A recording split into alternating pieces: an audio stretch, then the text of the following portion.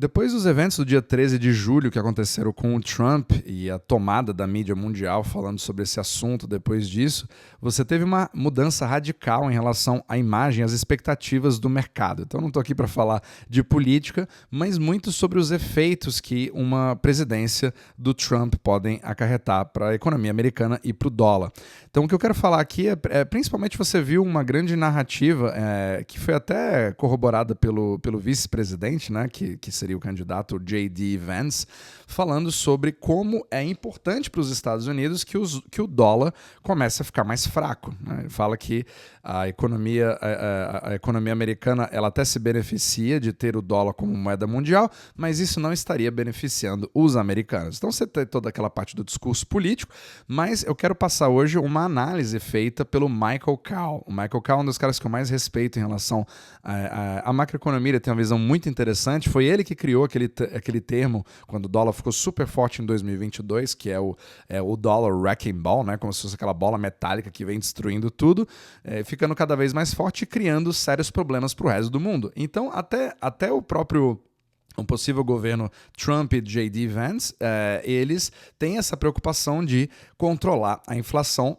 o que pelo menos não vinha acontecendo até então. Essa que é a retórica. Então, o objetivo aqui é ver alguns cenários de como que isso poderia acontecer, né? Como que uma desvalorização do dólar poderia ajudar os Estados Unidos ou ajudar até o resto do mundo. Como eu falo nesse podcast, quando você pensa principalmente na questão do milkshake do dólar, muito diferente do que as pessoas pensam, o dólar forte não significa que isso seja bom para os Estados Unidos. Às vezes é até o contrário. Nós temos um dólar que está ali com DXY a 104 e que não necessariamente está criando nenhum tipo de benefício.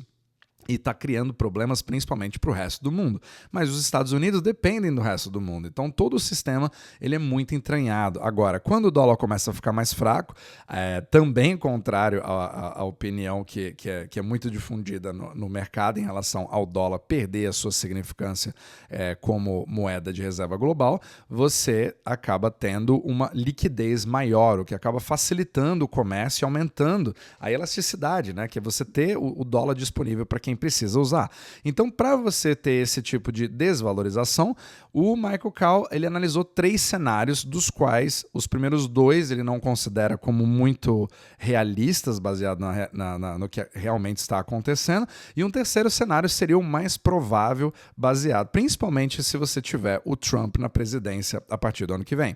Então, o primeiro cenário seria um movimento em conjunto de todos os bancos centrais, inclusive o Fed, para intervir no dólar e fazer a compra de moedas estrangeiras. Então você venderia o dólar e compraria cada vez mais moedas estrangeiras. Primeiro que é muito difícil você coordenar esse tipo de movimento, e segundo que isso acaba criando um tiro no pé para os próprios bancos centrais que não são o Fed.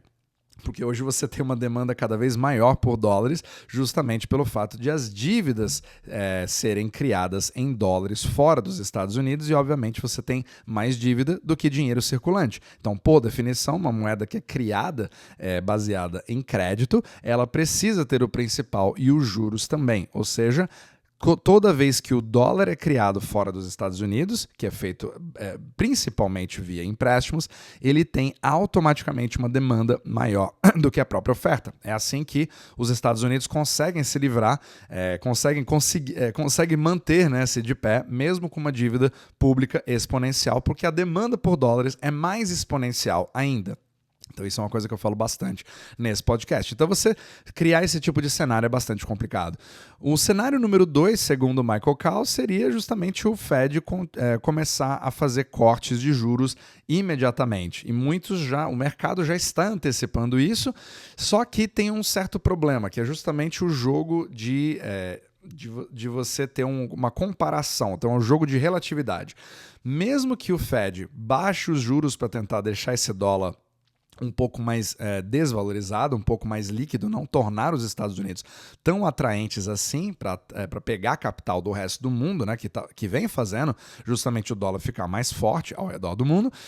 Isso cria um problema porque hoje nós temos todo um movimento dos bancos centrais fora dos Estados Unidos de já ter iniciado esse movimento de cortes.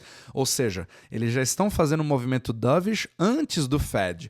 Ou seja, para que o Fed torne os Estados Unidos menos atrativos para poder atrair capital baseado no diferencial de juros entre os Estados Unidos, que hoje estão mais altos, e fora dos Estados Unidos, que estão cada vez mais baixos, esse delta vem aumentando cada vez mais, você precisaria fazer o Fed cortar muito mais fortemente os juros para passar da velocidade que está acontecendo fora dos Estados Unidos, ou seja, o que a gente chama de out-dovish, né? Então você tem que fazer um dovish mais dovish ainda do que o resto do mundo. E isso é extremamente improvável porque isso criaria vários problemas na retórica do Jerome Powell, em tudo que está acontecendo com o Fed, como você vai manter tudo isso de pé, por que você estaria fazendo um corte desse, sendo que a economia está indo muito bem, segundo o Fed. Então tem uma série de riscos, sem falar do risco de trazer de volta a inflação, pelo menos segundo o Michael Kahl e segundo o que se acredita em relação a corte de juros. Apesar de que provavelmente esse pode ser um movimento que aconteça se você tiver uma recessão mais profunda e rápida, principalmente se os números dos Estados Unidos mudarem mais rápido, mas continua sendo um cenário pouco provável, segundo o Michael Kahl. Agora, o terceiro que é o mais interessante aí, que é justamente algo que envolve a entrada do Trump no governo. Porque a gente fala muito, né, inclusive recentemente, de todo aquele mito do fim do petrodólar e toda aquela coisa levando em consideração a Arábia Saudita. Só que o que acontece aqui é que você percebe, principalmente nos últimos anos, um recuo cada vez maior da presença militar dos Estados Unidos no resto do mundo, que acabou, pelo amor de Deus, não estou dizendo aqui que eu estou defendendo ou não estou defendendo isso, que eu já estou vendo os comentários vindo no YouTube para dizer do império estadunidense, né, que está controlando o mundo, que ele precisa cair, etc. Já estou aguardando esses comentários, mas só para dizer a seguinte coisa, veio tendo cada vez mais um recuo em relação à presença militar americana, cada vez mais em relação à proteção de determinados locais, o que permitia antes, né, que bens transitassem um pouco mais livremente. Hoje você já tem um pouco mais de incerteza, você já precisa de mais intervenção de outros países para manterem aquelas linhas. Quando você vê aquele problema, né, com os Houthis que teve ali no canal de Suez, entre várias outras coisas, isso vem influenciando bastante o comércio exterior. Então isso também cria uma série de incertezas em relação à própria Arábia Saudita, que perdeu bastante, né, toda aquela proteção bélica que eles vinham tendo, que foi realmente o acordo que foi feito ali há 50 anos atrás, no famoso acordo do petrodólar. Na verdade, era simplesmente um acordo bilateral entre os dois para você poder obter o petróleo de uma forma mais segura, que é o que os Estados Unidos precisavam na época, eu já falei isso em outros capítulos, né? E você também ter a segurança militar para garantir, obviamente, que a família real pudesse ficar onde ela está. E, obviamente, que agora a Arábia Saudita está com um pouco de problema no sentido de ela está tendo uma pressão em relação à OPEP, em relação aos cortes de produção, que eu até já falei em outros capítulos aqui no podcast também, sobre uma possível sobreprodução, né, superprodução de outros países, e vem tendo problemas ali com a Rússia, com o Irã, etc. Todo mundo vem queimando a largada e acaba criando um certo descontrole para trazer esses preços do petróleo mais para cima, que é o grande objetivo.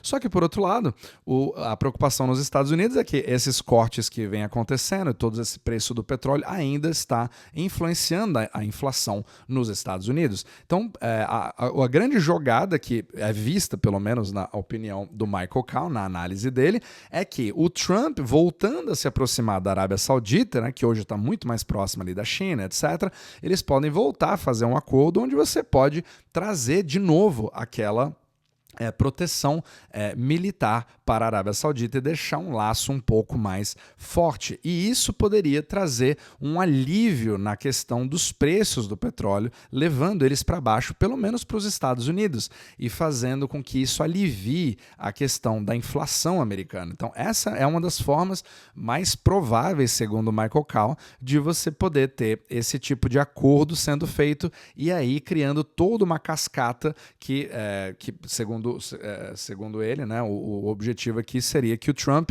foque mesmo em baixar a gasolina na bomba. Fazendo isso, você tem toda uma cascata de outros produtos que afeta muito no CPI americano, trazendo isso de volta para aquela meta, né? Diferente do que o Jerome Powell estaria fazendo com toda aquela questão dos juros altos, etc. E aí já justificaria você começar a dar uma reduzida, pelo menos, na narrativa ali. Agora, é claro que a questão é saber como que o Fed reagiria a isso se você tiver uma queda mais rápida, né? E de repente você tem ali juros que voltam, que caem bastante. Então vai ser muito interessante ver o que vai acontecer a partir de agora. Então, esse cenário número 3, segundo o Michael Kahl, seria um cenário o mais viável, pelo menos de uma forma de curto prazo, para que o Trump, baseado, claro, desde que ele entre de fato no poder, ele faça esse tipo de aliança como uma das vias de menor esforço para que você comece a liberar essa panela de pressão da inflação que vem sendo segurada de forma artificial pela OPEC. Agora, você pode se perguntar, né, qual que é o objetivo da Arábia Saudita de fornecer petróleo por um preço que, em princípio, não se quer, porque o petróleo está querendo cair, mas está tendo essa intervenção cada vez mais forte para segurar esse preço do barril, para manter o seu faturamento e volume.